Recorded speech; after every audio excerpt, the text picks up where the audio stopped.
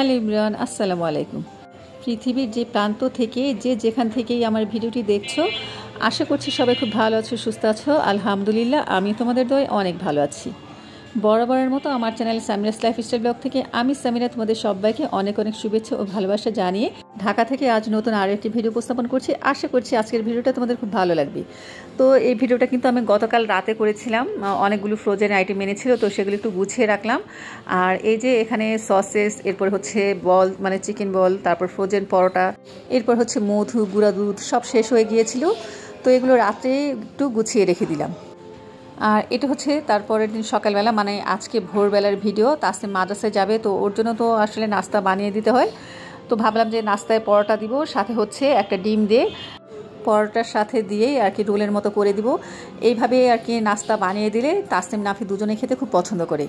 তো এখন একটু উপর থেকে টমেটো সস দিয়ে দিলাম, আর টমেটো সসের সাথে আমি একটা খিরাই কুচি করে নিয়েছি। একটা না, অবশ্য একটা খিরাই 3 ভাগের 1 ভাগ নিয়েছি।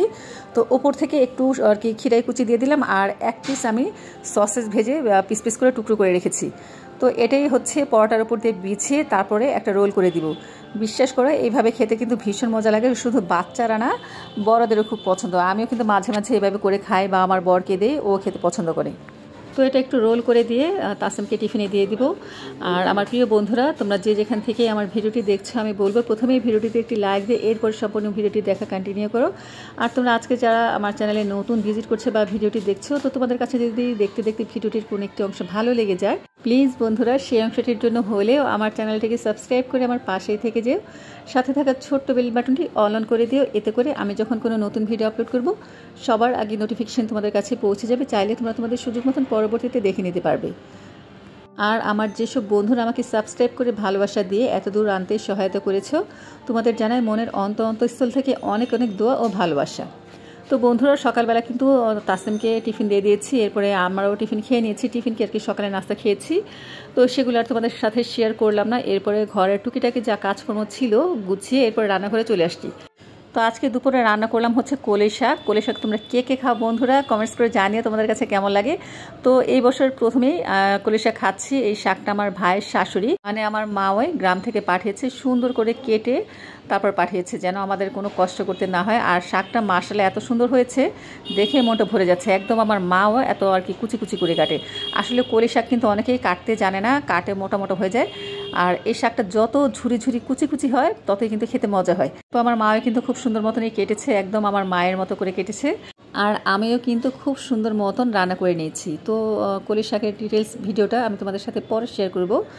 আর আসলে একসাথে যদি আমি রেসিপিটা দেখাতে যেতাম, ভিডিওটা অনেক বড় হয়ে যেত, তাই আর ভিডিওটা শেয়ার করলাম না। যাই হোক, এদিক দিয়ে আমি মুরগির মাংস রান্না করছি। মুরগির মাংসটা নতুন আলু দিয়ে রান্না করলে সেটাও খেতে ভালো লাগে, আবার হচ্ছে যদি আমি কষিয়ে রান্না করি সেটাও ভালো লাগে। তবে আজকে আমি কোনো আলু টালু দিব না, শুধু কষিয়েই রান্না করব, কারণ কষানোটা খেতে আমার বেশি ভালো লাগে। তো আরেক চুলে আমি কিন্তু দুধ জাল দিয়ে একটু ঘন করে নিয়েছি। অনেক দিন ধরেই আসলে ঘরে লাচ্ছের সময় ছিল, খাওয়া হয়ে উঠছিল না। অবশ্য খাওয়া হয়েছে, 1 প্যাকেট খেয়েছি, আর 1 প্যাকেট ধরা রয়ে গিয়েছে। তো ভাবলাম দুপুরের দিকে এখন, আর তাসনিমও কিন্তু মাদ্রাসা থেকে চলে আসছে, তো ভাবলাম ওদেরকে নিয়ে সেমাইটা এখন খাই। তো প্রথমেই আমার বরের জন্য একটু আর কি রেডি করে নিচ্ছি। আর লাচ্ছের সেমাইটা কিন্তু আমরা জানি সবসময় ফুটন্ত দুধ বা বেশি গরম দুধে কিন্তু ছাড়লে সেমাইটা কেমন নষ্ট হয়ে যায়, নষ্ট কি একটু ভর্তা টাইপের হয়ে যায়। তো আমি কি করি, যখন দেখি মানে আঙুল দিয়ে দুধটা ধরা যায়, মানে সহনীয় গরম থাকে, ওরকম একটা গরমে কিন্তু আমি আর কি সেমাইটা সবসময় ভিজে নিই, একদম সবসময়। এতে করে কিন্তু তোমাদের সেমাই যদি নরমও হয়, আছে না দেখবে কিছু সেমাই একদম ঝুরা ঝুরা নরম থাকে, দুধে দিলেই ভর্তা হয়ে যায়, সেই সেমাইগুলো শক্ত থাকবে। আশা করছি এই টিপসটা আমার নতুন রাঁধুনি আপুদের জন্য অনেক কাজে লাগবে। এরপরে ঘরে ড্রাই ফ্রুটস ছিল, তো সেখান থেকে কিছু ড্রাই ফ্রুটস দিলাম। আর এই সেমাইয়ের প্যাকেটের মধ্যেও দেখলাম কিশমিশ ছিল, বাদাম ছিল, তাই বেশি একটা অ্যাড করলাম না। এরপর কিন্তু আমি আর কি চিনির পরিবর্তে মধু দিয়ে দিয়েছি 1 চামচ। খেতে কিন্তু ভীষণ মজা হয়েছিল। তো লাচ্ছা সেমাই বলো বা পায়েস বলো, এগুলোর মধ্যে কিন্তু দুধটা একটু ঘন হলে খেতে বেশি ভালো লাগে। তো আমার প্রিয় বন্ধুরা, তোমরা হয়তো বা আমার ভিডিও শুনতে শুনতে অনেকটাই ফিল করবা যে প্রচুর শব্দ আসতেছে। আসলে আমি কিন্তু ভয়েসটা মনে করো এই যে ভিডিওটা আপলোড করবো ঠিক তার আধ ঘন্টা আগে দিয়েছি। আর রাস্তাঘাটে প্রচুর মানে শব্দ আসতেছে, আমি জানালা দরজা লাগিয়ে ভয়েস দিচ্ছি, তারপরে শব্দ কানে আসতেছে। প্লিজ তোমরা কিছু মনে করো না, এই আর কি সাউন্ডটাকে একটু ইগনোর করো। তো এদিক দিয়ে কিন্তু আমার মাংসটা হয়ে গেছে। আর ঘরে পোলাও ছিল, তো পোলাওটা একটু গরম করে দিই। নাফি তাসনিম খেতে পছন্দ করে, তো মূলত ওদের জন্যই আমি পোলাওটা ফ্রিজ থেকে নামিয়েছি। সাথে তো মুরগির মাংস আছে। তো মোটামুটি কিন্তু আমার রান্না বাড়া কমপ্লিট, এখন আর রান্নার কোনো ঝামেলা নেই। শাক রান্না করেছি, আর ফ্রিজে গতকালের আর কি ডাল আছে, তো ডাল মুরগির মাংস দিয়ে আর শাক দিয়ে বেশ জমে যাবে। তবে আমার কাছে যদি কলির শাক হয় তাহলে কিন্তু আর কিছুই লাগে না, 1 প্লেট ভাত এই শাক দিয়ে খাওয়া যায়।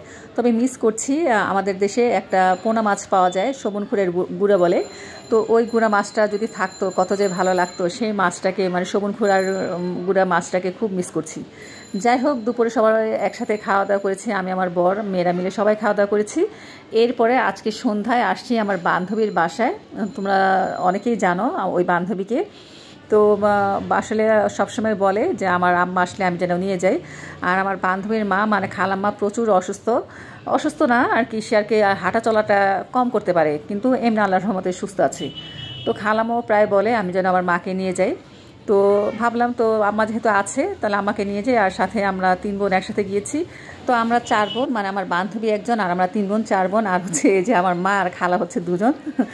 মানে তারা খুব গল্পে মেতেছে, আমরাও খুব আর কি 4 জনে মিলে আড্ডা দিচ্ছি। আর সাথে তো আমার বান্ধবীর বোনের 2 জন ছানাপোনা আছে, মাশাআল্লাহ বাচ্চা দুটো খুব কিউট। তো 2 ভাই একসাথে আর কি মোবাইল দেখছে, মনে হয় না যে ওরা যমজ, আসলে কিন্তু ওরা যমজ না। 1.5 বছরের না, 1 বছর মনে হয় 14 না 15 মাসের, ওরা ছোট বড়, কিন্তু দেখতে দেখা যায় এক সমান। যাই হোক, এই যে ও কিন্তু আমার বান্ধবী আমাদের জন্য পিঠা নিয়েছে, ভাপা পিঠা, তারপর হচ্ছে চিতই পিঠা, আর আমি নিয়ে গিয়েছিলাম মোগলাই পরোটা। তো এই শীতের সন্ধ্যায় চিতই পিঠা, এরপর হচ্ছে ভাপা পিঠা আর মোগলাই পরোটা তো একদম জমে গেছে। তো আমরা কিন্তু গল্প করার ফাঁকে আমার বান্ধবী বললো যে সামিরা চা বানায় আসো, মানে চা বসায় আসো। তো আমি চাটা আর কি চার পানি বসিয়ে চা পাতা দিয়ে আসছি। তো চায়ের পানি ফুটছে, আর এদিক দিয়ে যে আমরা সবাই মিলে আড্ডা মারছি, খাওয়া দাওয়া করছি।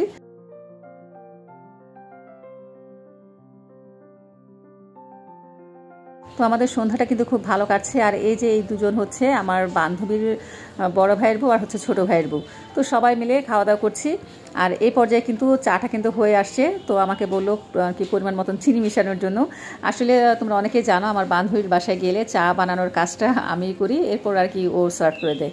তো পরিমাণ বুঝে কতটা আর কি আমি চা বানাবো সেই পরিমাণটা বুঝে কিন্তু আমি লিকার দিয়েছি, আর চিনিটাও অ্যাড করছি। আমরা আসলে দেখা যায় চায়ের লিকারটা বেশি খাই আর চিনির পরিমাণটা একটু কম খাই।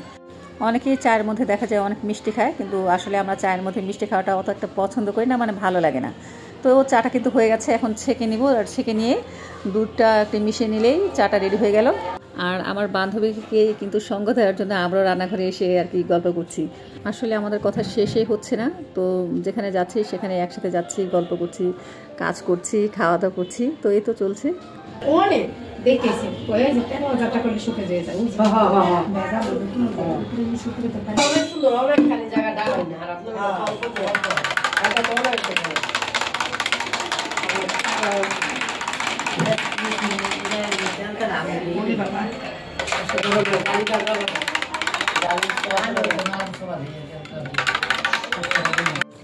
বন্ধুরা চায়ের ঘটঘটারির শব্দ শুনেছো? কী পরিমাণ শব্দ হচ্ছিল।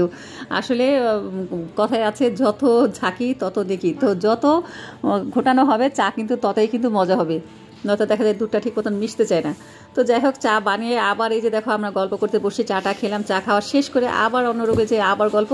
তো এইভাবে চলছিল, আর আমরা বারবার উঠে যেতে যাচ্ছি, কিন্তু আমাদের বারবারই আটকাচ্ছে, বলে যে পরে যাও। কিন্তু এখন প্রায় ঘড়িতে 9:30 মতো বেজে গেছে, আর তো বসে থাকা যাবে না। তো এই যে বিদায় দিয়ে সবাই চলে আসতেছি। আর বন্ধুরা, তাহলে ভিডিওটি আজকের মতো এই পর্যন্তই। তো তোমাদের কাছে ভিডিওটি কেমন লাগলো অবশ্যই কমেন্টস করে জানিও। ভালো লাগলে এই ভিডিওটিতে একটি লাইক দিয়ে দিও, চ্যানেলটিকে সাবস্ক্রাইব করে দিও। আর বন্ধুরা, তোমরা কিন্তু অনেকেই আমাকে খুব সুন্দর সুন্দর কমেন্টস করছো, আর তোমাদের এই একটি সুন্দর কমেন্টসের জন্যই কিন্তু আমি আরও একটি নতুন ভিডিও বানাতে উৎসাহিত হচ্ছি বা উৎসাহ পাচ্ছি। তো এইভাবেই আমাকে সুন্দর সুন্দর কমেন্টস করে যেও আমার পাশে থেকেও, আর ইনশাল্লাহ আমি তোমাদের সাথে আছি। তো এই যে এখন বাসায় চলে যাচ্ছি, আর আজকের মতো ভিডিওটি এ পর্যন্তই। ইনশাল্লাহ আগামীকাল আরও একটি নতুন ভিডিও নিয়ে আসবো। সে অপেক্ষায় তোমাদের সবাইকে আল্লাহ হাফেজ, আসসালামু আলাইকুম।